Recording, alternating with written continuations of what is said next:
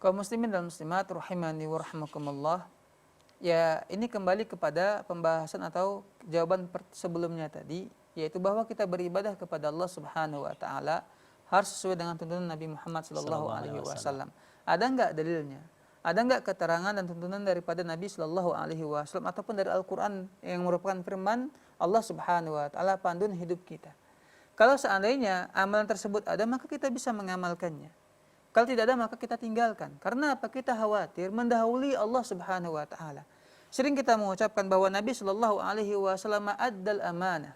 Beliau telah menunaikan amanah dari Allah Subhanahu wa taala. Segala macam sesuatu sudah beliau sampaikan kepada kita, merupakan wahyu dari Allah Subhanahu wa taala. Nah, kalau ada kita beribadah kepada Allah tanpa tuntunan daripada Nabi Muhammad Shallallahu alaihi wasallam, seakan-akan kita menuduh bahwa Nabi Muhammad tidak menyampaikan ibadah tersebut kepada kita.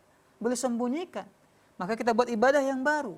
Maka ini ya wajib kita pahami, jangan sampai kita jatuh kepada perbuatan yang Nabi Shallallahu alaihi wasallam larang kita untuk melakukannya. Nah, kalau begitu bagaimana hukum orang yang melakukan tahlilan atau haul ya kematian seseorang? Nah, ini juga wajib kita minta dalilnya.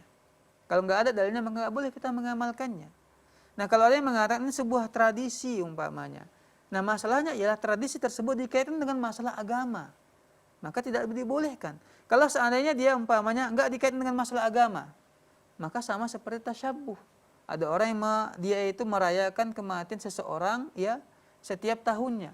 Ini sama seperti orang Nasrani yang merayakan ataupun membuat acara, bukan merayakan tapi membuat acara ya kematian Isa Al-Masih setiap tahunnya.